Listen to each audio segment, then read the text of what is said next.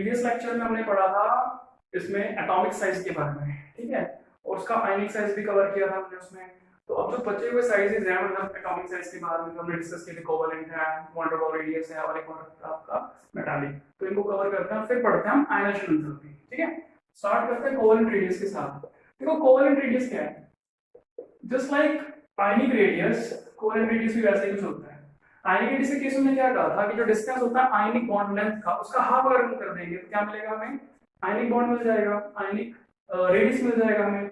उसी तरह से कोवेलेंट रेडियस मिलेगा। पहले तो मैं बताऊं आपको, जैसे ये H2 का हाइड्रोजन का एटम है, ठीक है, और ये दूसरा हाइड्रोजन का एटम है। दोनों हाइड्रोजन के एटम है तो दोनों साइज के रिस्पेक्ट में बिल्कुल आइडेंटिकल होंगे, शेप में, साइज में। तो होता क्या है कि ये इसके पास न्यूक्लियस का, ये इसका न्यूक्लियस, ये इसका इलेक्ट्रॉन आटम उसमें, ये इसका इलेक्ट्रॉन आटम उसमें, दोनों पेयरिंग करेंगे आपस में, क्या बनाएंगे, मॉलिक्यूल बनाएंगे। इनका मॉलिक्यूल कुछ इस तरह से बनेगा, इस टाइप से, ठीक है। तो ये आपको पता ही है कि म्यूचुअल शेयरिंग करते तो कोवेलेंट बॉन्ड बन जाएंगे बीच में। तो जो डिस्टेंस होगा न्यूक्लियस के बीच में, ठीक है, मैं यहां लिख देता हूं definition, distance between nucleus of two mutually shared atoms या टू कोवेलेंट बॉन्डेड एटम्स, ये सबसे बेस्ट है, कोवेलेंट बॉन्डेड एटम्स, ठीक है। This is called covalent bond, this is called covalent bond, covalent bond कहेंगे इसको, ठीक है। और यहां लिख दूं the half of covalent bond is called covalent radius, ठीक है। फिर हो जाएगा सभी को, ये कोवेलेंट रेडियस होता है या कोवेलेंट साइड होता है, हो जाएगा कवर ये, ठीक है। तो इसको नोट कर लोगे, इंपॉर्टेंट है ये, डेफिनेशन ही कवर करना, बस इससे ज्यादा नहीं आता है। उसके बाद देखो कोवेलेंट बॉन्ड लेंथ भी बोल सकते हैं इसको, covalent bond length, it's called covalent bond, इसको कहेंगे कोवेलेंट बॉन्ड लेंथ, ठीक है। और कोवेलेंट बॉन्ड लेंथ का हाफ जो होगा उसको कोवेलेंट रेडियस कहेंगे, लेंथ कहना जरूरी है ना उसको, ठीक है। चलो आगे देखते हैं। नेक्स्ट है वैन डर वाल रेडियस। अब वैन डर वाल रेडियस को कवर करने से पहले, रेडियस को कवर करने से पहले देखो फोर्स का पता होना चाहिए हमें, ठीक है। जैसे आयनिक रेडियस पढ़ा तो आयनिक बॉन्ड पे डिपेंड कर रही थी डेफिनेशन में, ठीक है। कोवेलेंट रेडियस पढ़ा तो कोवेलेंट बॉन्ड पे डिपेंड कर रहा था। आयनिक बॉन्ड कोवेलेंट बॉन्ड क्या होता है आपको पता ही है, इसलिए आपको समझ में आया। वैन डर वाल रेडियस जो है पता चलेगा आपको वैन डर वाल फोर्स से। वैन डर वाल फोर्सेस क्या होती हैं, देखो, the forces between two or more non-bonded molecules, जो नॉन बॉन्डेड मॉलिक्यूल्स होंगे आपस में, उनके बीच का जो फोर्स होगा उसको हम क्या कहेंगे, वैन डर वाल फोर्सेस, ठीक है। और बिटवीन टू और मोर हम क्या कहेंगे, नॉन पोलर मॉलिक्यूल्स, ठीक है, जिसमें पोलैरिटी नहीं होगी बिल्कुल भी, उनके बीच में जो फोर्स होगा मॉलिक्यूल के बीच में या फिर नॉन बॉन्डेड मॉलिक्यूल के बीच में जो फोर्स होगा उसको हम क्या कहते हैं, वैन डर वाल फोर्सेस। अब जैसे कि देखो, अगर मैं अभी जैसे मैंने कोवेलेंट रेडियस का हाइड्रोजन एटम लिया, सपोज करो ये एक कंटेनर है जिसमें हाइड्रोजन गैस को भरा हुआ है। अब हाइड्रोजन गैस का मतलब हाइड्रोजन के मॉलिक्यूल होंगे, मॉलिक्यूल का मतलब एक मॉलिक्यूल इस तरह से होता है ना, ये क्या है, एक मॉलिक्यूल है हाइड्रोजन का, ये दो एटम है उसके अंदर हाइड्रोजन के, ठीक है। ऐसे यहाँ पे काफी सारे n number of hydrogen molecules होंगे, तो मैं किन्हीं दो को ले लेता हूँ, जैसे ये इस टाइप से, ये दो मॉलिक्यूल ले लिए मैंने, ठीक है। ये दो कोवेलेंट बॉन्डेड मॉलिक्यूल हैं और आपस में कैसे हैं, नॉन बॉन्डेड। ये लिखा है द फोर्स बिटवीन टू और मोर नॉन बॉन्डेड मॉलिक्यूल्स, तो ये दोनों मॉलिक्यूल्स आपस में नॉन बॉन्डेड है, क्लियर है सभी को, क्योंकि इन दोनों का तो आपस में कोवेलेंट बॉन्ड बना हुआ है, इन दोनों के बीच में कोवेलेंट बॉन्ड बना हुआ है, क्योंकि है तो हाइड्रोजन का सेम ही नेचर है, ठीक है। तो है क्या चीज, जो क्लोजेस्ट होंगे, यहाँ पर बात होगी क्लोजेस्ट।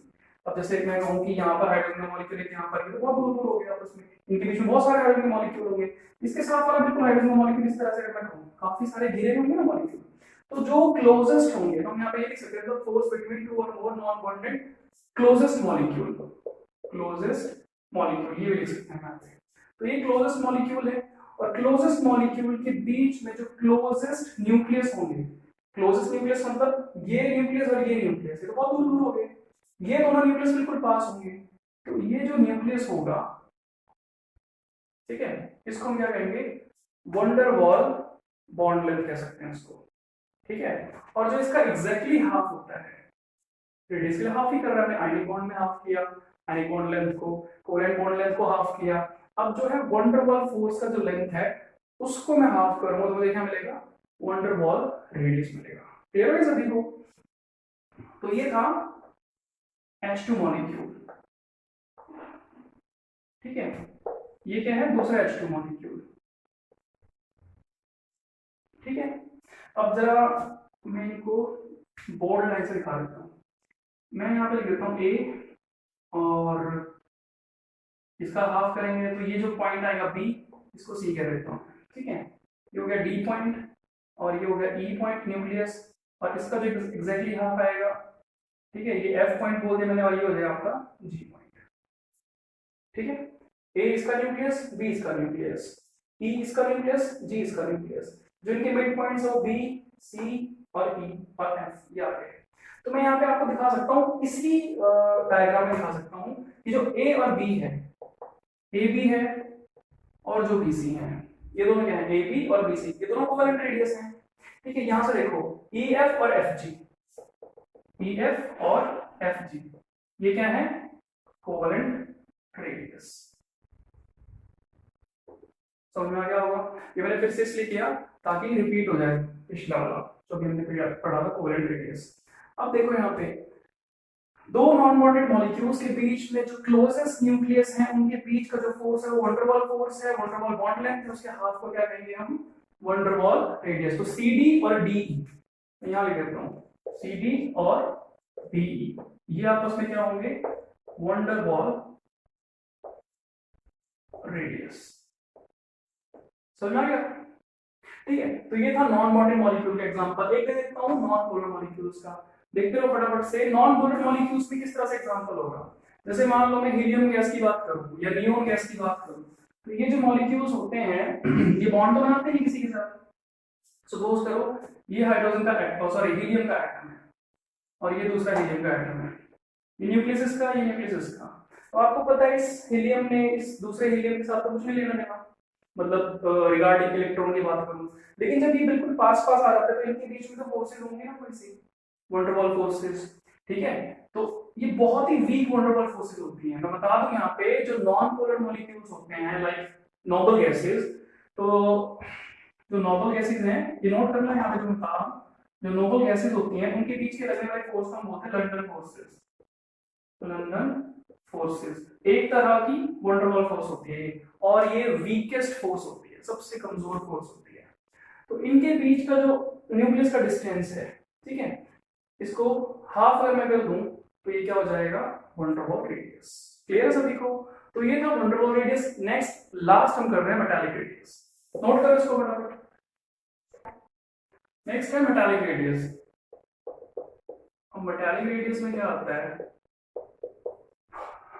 सिंपली जैसे मेटल शीट है कोई, ठीक है, या मेटल का कुछ भी आर्टिकल है, कोई भी प्योर मेटल का अगर आर्टिकल उसमें होगा क्या, मैं बनाऊं जैसे ये इस तरह से एटम्स जो हैं जुड़े होते हैं, किसके एटम जुड़े होते हैं, मेटल के एटम जुड़े होते हैं, इस तरह से कई सारे बना दिए मैंने वैसे। तो दो एडजेसेंट एटम जो होंगे, यानी कि जो साथ लगते एटम होंगे, जैसे किसी को भी पिक करो इसमें से, जैसे मैंने इनको पिक कर लिया, ठीक है, इनके जो बीच का डिस्टेंस होगा उसको हम बोलते हैं, दो मेटल जो बिल्कुल साथ लगते हैं एडजेसेंट एटम्स के बीच का जो डिस्टेंस होता है, उनके न्यूक्लियस के बीच का जो डिस्टेंस होता है, उसको मैं कहूंगा मेटालिक बॉन्ड। क्या कहा जाएगा उसको, मेटालिक बॉन्ड। और उसके एग्जैक्ट हाफ को मैं क्या कहूंगा, मेटालिक रेडियस। क्लियर है? तो डेफिनेशन क्या हो जाएगा, the half of metallic bond length, ठीक है, उसको हम क्या कहते हैं, मेटालिक रेडियस। कवर हो जाएगा। एक छोटी सी डेफिनेशन और भी है मेटालिक बॉन्ड की, कई बार कहा जाता है the distance between kernel and its electron. कौन सा इलेक्ट्रॉन? आउटर मोस्ट वाले। तो मैं लिख सकता था आउटर मोस्ट इलेक्ट्रॉन। अभी कर्नल वर्ड क्या है? कर्नल का मतलब होता है positive charge metal ion. Metal ion तो ऑब्वियसली पॉजिटिव चार्ज होगा, तो उसको हम कर्नल कह देते हैं। तो कर्नल और उसके आउटर इलेक्ट्रॉन के बीच में डिस्टेंस होता है, उसको भी हम मेटालिक रेडियस कह देते हैं। ठीक है, कर लो इसको। चलो नेक्स्ट टॉपिक है हमारा आयनाइजेशन एंथैल्पी। फटाफट नोट करो इसको। Ionization enthalpy,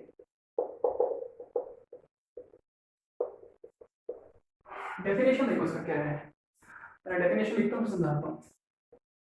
the minimum energy required to remove an electron from the outermost shell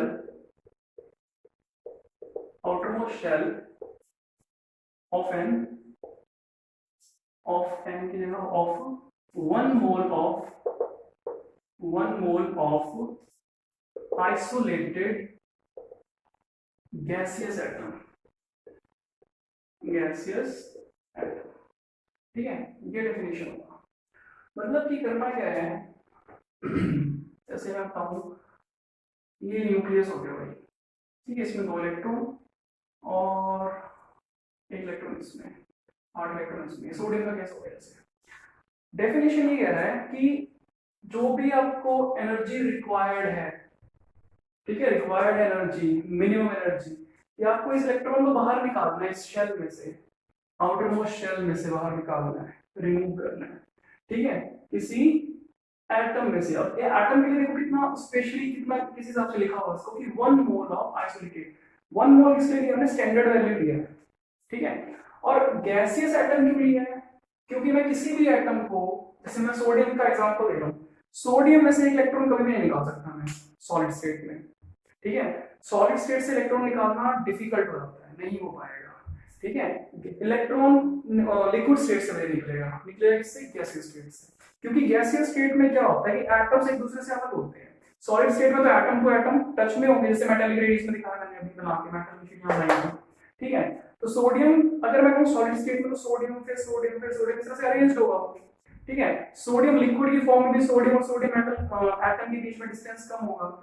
free atom कब होगा? गैसियस स्टेट में। आपने देखा कि फ्री स्टेट कब आती है? गैसियस की स्टेट में ही फ्री स्टेट होती है। एटम जो है गैसियस की स्टेट में ही फ्री होते हैं, एक दूसरे से दूर होते हैं। तो जब तक एक दूसरे से दूर नहीं होंगे तब तक इलेक्ट्रॉन कहां से निकालेंगे, इसलिए गैसियस स्टेट यूज करते हैं। एनसीईआरटी का क्वेश्चन भी है, वैसे कवर कर लेना इसको। तो इलेक्ट्रॉन को निकालने के लिए हमें एनर्जी रिक्वायर्ड है। हमें एनर्जी क्यों लगानी पड़ रही है?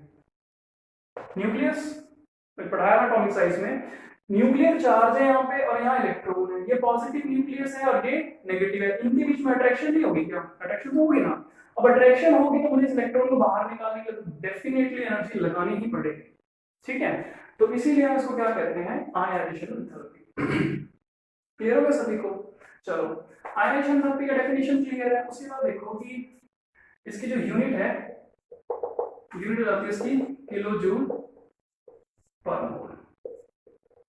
यूनिट इसकी किलो जूल पर मोल, क्योंकि एनर्जी को हम एक्सप्रेस करते हैं किलो जूल्स में, और पर मोल एक मोल के अकॉर्डिंग निकालते हैं, किलो जूल पर मोल हो जाता है। क्लियर है सभी को आयनाइजेशन एंथैल्पी क्या होती है? नेक्स्ट टॉपिक, इसी के अंदर एक और चीज नोट करेंगे, ये होता है successive ionization enthalpy. Successive ionization enthalpy. अब सक्सेसिव आयनाइजेशन एंथैल्पी का क्या मतलब है? सक्सेसिव का मतलब हो गया, सक्सेस मतलब कि प्रोग्रेसिव तरह से।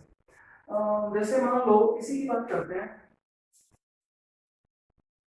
यहाँ पे 8 इलेक्ट्रॉन ड्रॉ कर लेता हूँ जैसे इस तरह से, ठीक है। तो 8 इलेक्ट्रॉन इसमें हो गए। अब मैं यहाँ से इस इलेक्ट्रॉन को बाहर निकालता हूँ, तो मैंने जो आयनाइजेशन एंथैल्पी दी उसको मैं क्या कहूँगा? 1। ये 1 लिखा है, फर्स्ट आयनाइजेशन एंथैल्पी, इसको निकालने के लिए। अब मुझे दूसरा इलेक्ट्रॉन जो निकालना है, मैं आउटर मोस्ट से ही निकाल सकता हूँ, सीधा इंटरनल ऑर्बिटल से नहीं निकाला जा सकता। इसमें से किसी भी एक को मैं मार्क कर लेता हूँ, इसको बाहर निकालना है। तो इसको निकालने के लिए जो मैं एनर्जी लगा रहा हूँ उसमें क्या कहूंगा? Ionization enthalpy 2, second ionization enthalpy. उसी तरह से तीसरा, तो मैं प्रोग्रेस करता जा रहा हूँ, इलेक्ट्रॉन निकालता जा रहा हूँ, तो इसी को कहते हैं सक्सेसिव आयनाइजेशन एंथैल्पी। यानी कि अगर किसी एटम के मुझे 3 इलेक्ट्रॉन निकालने हैं तो पहला अटेम्प्ट, फिर दूसरा, फिर तीसरा, तो तीनों ग्रुप को मैं क्या कहता हूँ, सक्सेसिव आयनाइजेशन एंथैल्पीज। क्लियर है सभी को? ठीक है, तो इनको नोट करो फिलहाल। अच्छा, इसमें एक और चीज नोट करनी है, आप इसमें क्या कर रहे हो, एनर्जी लगा रहे हो, तो एक तरह का ये एंडोथर्मिक प्रोसेस है, ठीक है ना, क्योंकि हमें इसमें एनर्जी लगानी पड़ रही है इलेक्ट्रॉन निकालने के लिए। ठीक है, देखो आगे। नेक्स्ट है factors affecting, factors affecting ionization enthalpy. Pattern मैंने बता दिया था पिछली वीडियो में, ये किस हिसाब से पढ़ना, पहले डेफिनेशन, फिर फैक्टर्स और फिर ट्रेंड, फिर कुछ क्वेश्चंस को कवर करेंगे। फैक्टर्स अफेक्टिंग आयनाइजेशन एंथैल्पी में सबसे पहले स्टार्ट करता हूं। देखो, मैं अगर इसको कहूं न्यूक्लियर चार्ज से, ठीक है, न्यूक्लियर चार्ज से, न्यूक्लियर चार्ज पे कैसे डिपेंड करता है, वही बात आ जाती है। यहाँ पे मैं तो एग्जांपल ले लेता हूँ, जैसे कि ये न्यूक्लियस हो गया, ठीक है, और इधर भी ये न्यूक्लियस हो गया। इस तरह से मैं कहूँ यहाँ पे तो इलेक्ट्रॉन है 2, ठीक है, और मान लो कि चलो यहाँ पे भी इलेक्ट्रॉन 2 ही है, ठीक है। यहाँ पे मैं प्रोटॉन जो है, मैं कह दूं कि यहाँ पर प्रोटॉन है 2 और यहाँ प्रोटॉन है 3, यानी कि ये केस किसका है, सॉरी, ये तो है हीलियम का केस, ठीक है, और ये किसका केस हो गया, लिथियम का केस। लिथियम के केस में 3 प्रोटॉन मतलब 3 इलेक्ट्रॉन होने चाहिए, एक निकाल चुके हैं, तो यानी कि किसका केस हो गया, लिथियम पॉजिटिव का केस। बात समझ में आई? अब जरा ध्यान देना, यहाँ पर चार्ज है कम, वहां पे ज्यादा है, इलेक्ट्रॉन का अमाउंट बराबर है, तो इलेक्ट्रॉन पावरफुली कौन से इलेक्ट्रॉन्स, मतलब कौन सा न्यूक्लियस होल्ड करेगा अपने इलेक्ट्रॉन्स को ज्यादा, 3 प्रोटॉन वाला न्यूक्लियस इलेक्ट्रॉन को होल्ड करेगा ज्यादा, ठीक है, तो इनके बीच में फोर्स ऑफ अट्रैक्शन ज्यादा होगी। अब न्यूक्लियर चार्ज यहाँ ज्यादा है तो फोर्स ऑफ अट्रैक्शन ज्यादा है, फोर्स ऑफ अट्रैक्शन ज्यादा है, इन दोनों के बीच में फोर्स ऑफ अट्रैक्शन ज्यादा है, तो मुझे अगर इस इलेक्ट्रॉन को बाहर निकालना होगा तो मुझे एनर्जी क्या करनी पड़ेगी, सीधी सी बात है, अगर दो चीजों के बीच में अट्रैक्शन ज्यादा है, अब इनके बीच में अट्रैक्शन ज्यादा है, तो मुझे अगर इनको अलग करना है तो मुझे एनर्जी ज्यादा लगानी पड़ेगी अपनी, और अगर इनके बीच में एनर्जी ज्यादा, आई मीन फोर्स ज्यादा नहीं है, तो ऑब्वियसली आराम से निकल जाएगी। ठीक है, सपोज करो ये मार्कर है, अगर मैं यहाँ चिपकाता हूँ ग्लू के साथ, तो इनके बीच में फोर्स आ जाएगा, तो तेज मतलब फोर्सफुली इसको बाहर निकालना पड़ेगा, अदरवाइज इस पे टिकने वाला भी नहीं है। बात समझ में आ रही है?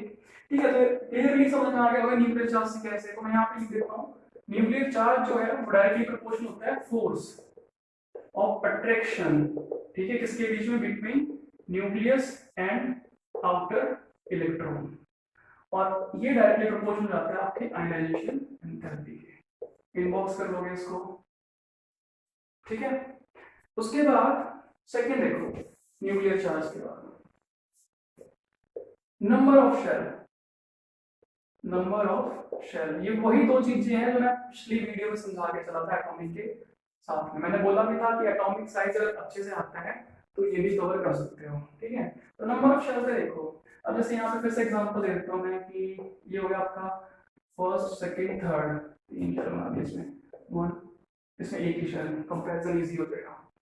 अब मैं कहूँ कि ये तो है हाइड्रोजन का केस, और ये हो गया सोडियम का केस, इलेक्ट्रॉन कहाँ से इजीली निकाल सकते हो, यहाँ पर देखो डिस्टेंस ज्यादा है तो फोर्स कम होगा, इनमें डिस्टेंस बहुत कम है तो फोर्स बहुत ज्यादा होगा, तो इनमें होल्ड बहुत अच्छा है तो इसमें एनर्जी में ज्यादा करंट पड़ेगी, इसमें कम लगेगी, ठीक है। तो इसमें कहूंगा कि नंबर ऑफ शेल ज्यादा होंगे तो क्या होगा, आयनाइजेशन एंथैल्पी कम लगेगी, इनवर्सली प्रोपोर्शनल होंगे एक दूसरे के। क्लियर है सभी को ये पॉइंट भी? अब जरा ध्यान से देखो इस बात को, इन दोनों को मिला दूं तो एटॉमिक साइज बनता है, हमने एटॉमिक साइज में पढ़ा था ना, तो मैं फैक्टर ऑफ फैक्टिंग में दोनों को ना पढ़ के सीधा सीधा क्या कर दूं, फर्स्ट पॉइंट एटॉमिक साइज का। अपना दिमाग लगाने वाली बात है, जितना दिमाग लगाओगे ना उतना सीखोगे, सीधी बात है, ठीक है, जितना अपना दिमाग लगाओगे। एटॉमिक साइज के हिसाब से अगर मैं बात करूं तो देखो, अगर मैं कहता कि इसमें दो ही बात रहेंगी कि एटॉमिक साइज जो है, एटॉमिक साइज जो है क्या होगा, इनवर्सली प्रोपोर्शनल हो जाएगा आयनाइजेशन एंथैल्पी के। कैसे, दो बातें कैसे, एटॉमिक साइज अगर ज्यादा है, अगर एटॉमिक साइज ज्यादा है इसका मतलब न्यूक्लियस इलेक्ट्रॉन के बीच में बहुत डिस्टेंस है, मतलब फोर्स नहीं है, इसका मतलब आयनाइजेशन एंथैल्पी कम लगेगी। और अगर एटॉमिक साइज बहुत कम है तो आयनाइजेशन एंथैल्पी ज्यादा लगेगी, तो इसलिए इनवर्सली प्रोपोर्शनल होगा। इस चीजों को यहाँ से भी रिलेट करके चल सकते हो। ठीक है, एटॉमिक साइज मैंने बताया ज्यादा, अगर एटॉमिक साइज ज्यादा होगा इसका मतलब नंबर ऑफ शेल ज्यादा है, इसलिए इनवर्सली प्रोपोर्शनल है, सेम रिलेशन निकल रहा है। अगर मैं कहूँ एटॉमिक साइज कम है का मतलब फोर्स ज्यादा है, force of attraction between nucleus and outer electron is maximum. ठीक है, तो ये भी कवर हो जाएगा ये सारा। ठीक है, उसके बाद नेक्स्ट देखो, नेक्स्ट फैक्टर नेक्स्ट है स्टेबल इलेक्ट्रॉनिक कॉन्फ़िगरेशन। इसका भी पूरा फर्क पड़ता है स्टेबल इलेक्ट्रॉनिक कॉन्फ़िगरेशन का। कई बार हम सिर्फ साइज के पॉइंट ऑफ व्यू से देखते हैं और गड़बड़ कर देते हैं। ठीक है, तो इलेक्ट्रॉनिक कॉन्फ़िगरेशन को भी देखना ठीक से जरूरी है। अब जैसे मैं यहाँ पे मान लो ऑक्सीजन एंड नाइट्रोजन का केस ले लूं, ठीक है, तो अगर मैं लेफ्ट टू राइट चलता हूँ तो पीरियोडिक टेबल में अक्रॉस द टेबल चले लेफ्ट टू राइट, तो नाइट्रोजन के बाद ऑक्सीजन आता है, नाइट्रोजन के बाद ऑक्सीजन आया, यानी कि साइज के रिस्पेक्ट में बात करूं तो नाइट्रोजन का साइज देखो, यहाँ पर नाइट्रोजन है, लेफ्ट से राइट की तरफ जाएंगे तो साइज क्या होता है, डिक्रीज करता है। तो कहने का मतलब होगा नाइट्रोजन का साइज ग्रेटर होगा ऑक्सीजन के कंपेयर में। ये हो गया किसके कंपेयर में, साइज के कंपेयर में। ठीक है, अब यहाँ पर फॉर्मूला का मतलब जो एक्सप्लेनेशन था कि atomic size is inversely proportional to ionization enthalpy, मतलब यहाँ पर देख रहे हो कि नाइट्रोजन का साइज जो है ज्यादा है तो आयनाइजेशन एंथैल्पी इसमें क्या लगेगी, कम लगेगी। ठीक है, तो मैं इसको लिखता हूँ इस तरह से, ऑक्सीजन आयनाइजेशन एंथैल्पी के अकॉर्डिंग। ठीक है, कंपेयर हमें ये करना था, आयनाइजेशन एंथैल्पी हमने करना है कंपेयरिंग आयनाइजेशन एंथैल्पी, क्योंकि हम इसी का तो फैक्टर डिस्कस कर रहे हैं ना, स्टेबल इलेक्ट्रॉनिक कॉन्फ़िगरेशन का क्या फर्क पड़ेगा, ये मैं एग्जांपल ले रहा हूं। तो ये बात समझना कि साइज के बेस पे ये चीज है, आयनाइजेशन एंथैल्पी के बेस पे ये चीज है, क्योंकि हमने पढ़ा कि इन दोनों में रिलेशन इनवर्सली प्रोपोर्शनल का होता है। लेकिन यहाँ पर फैक्टर क्या है, स्टेबल इलेक्ट्रॉनिक कॉन्फ़िगरेशन पे भी ध्यान देना पड़ेगा हमें। ऑक्सीजन के केस में देखो कॉन्फ़िगरेशन है 1s2 2s2 2p 2p4। ठीक है, नाइट्रोजन के केस में क्या है 1s2 2s2 2p3 2p3। अब लास्ट वाले शेल में से इलेक्ट्रॉन निकालते हैं आउटर मोस्ट में से, आउटर मोस्ट ये है, ऑक्सीजन के केस में 2p4 आउटर मोस्ट है, नाइट्रोजन के केस में आउटर मोस्ट में 2p3 है। ठीक है, तो p3 ये रहा नाइट्रोजन का केस 1 2 3, ये हो गया 2p नाइट्रोजन के लिए। ठीक है, और ये हो गया किसके लिए, ऑक्सीजन के लिए 1 2 3 4, ये हो गया किसके लिए 2p4 इसके लिए ऑक्सीजन के लिए। अब यहाँ पर देखो स्टेबल कॉन्फ़िगरेशन क्या है, ये आप सीख चुके हो फाउंडेशन सीरीज में कि स्टेबल कॉन्फ़िगरेशन होता है हाफ फील्ड, और हाफ फील्ड कहाँ केस बन रहा है, नाइट्रोजन में या ऑक्सीजन में, ऑब्वियसली नाइट्रोजन में। अगर आपको एक इलेक्ट्रॉन निकालना है फर्स्ट आयनाइजेशन एंथैल्पी कंपेयर करने के लिए, तो इलेक्ट्रॉन यहाँ से निकालना पड़ेगा, हाफ फील्ड को डिस्टर्ब करने जा रहे हो, यानी कि स्टेबिलिटी को वायलेट करने जा रहे हो, जो कि डिफिकल्ट होने वाला है, एनर्जी ज्यादा डिमांड करेगा वो। और यहाँ पर इस तरह कोई वायलेशन नहीं होने वाला, इलेक्ट्रॉन सीधी सी बात है यहाँ से निकल जाएगा। तो फर्स्ट आयनाइजेशन एंथैल्पी किसकी ज्यादा होने वाली है, नाइट्रोजन की ज्यादा होने वाली है, नाइट्रोजन की आयनाइजेशन एंथैल्पी ज्यादा होगी ओवरऑल, यानी कि ये कांसेप्ट यहाँ गलत हो गया एटॉमिक साइज का। तो एटॉमिक साइज देखना है हमें, एटॉमिक साइज कब सही होता, एटॉमिक साइज के हिसाब से ये सही कब होता, जब इसमें भी 2p4 होता या p5 होता, समझ रहे हो, अगर हाफ फील्ड का केस ना होता। स्टेबल कॉन्फ़िगरेशन भी देख करके हमें साथ में चलना है, कई बार इस तरह के पजलिंग क्वेश्चन आ जाते हैं। ठीक है, ध्यान रखोगे इस पे। इसके साथ साथ एक बात और है, जैसे मान लो नियोन का दे दिया और दे दिया मैं सोडियम के केस में, सोडियम ही लेता हूं, फ्लोरीन ले लेता हूं, क्योंकि सोडियम तो वैसे भी 3 शेल बन जाएंगे।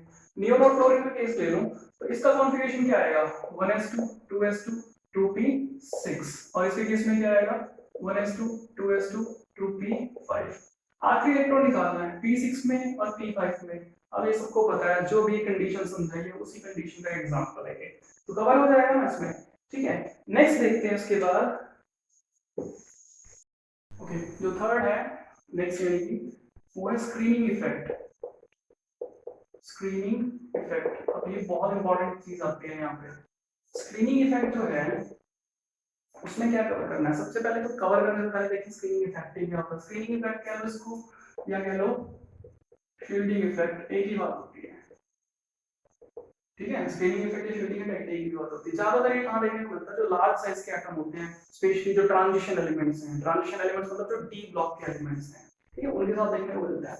अब ये स्क्रीनिंग इफेक्ट में क्या चीज है, एक्चुअली ये होता है पेनल्टीमेट शेल की वजह से।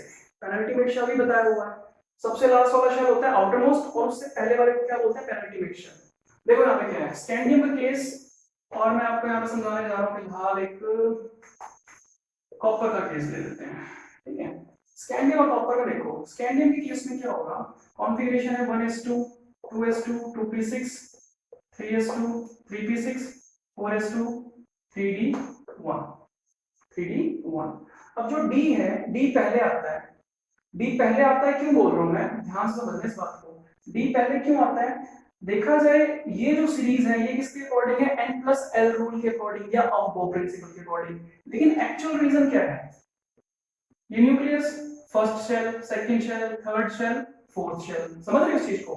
यहां पर देखो वन वालों को इकट्ठा कर लो, वन को 1s 2, फिर यहाँ 2 वालों को सेकंड शेल में 2 वाले इकट्ठे हो जाएंगे, क्योंकि 2 2 ये किसको रिप्रेजेंट करता है, प्रिंसिपल क्वांटम नंबर को, यानी कि मेन शेल को, तो इसको 2s2 2p6 लिखूंगा मैं, ठीक है। उसके बाद 3s 3p आता है, इसको मैं लिखूंगा 3s2 3p6, खत्म हो गया थर्ड भी। फिर आता है सॉरी 3d रहेगा ना, 3d 3d का 1, और ये आ गया 4s2।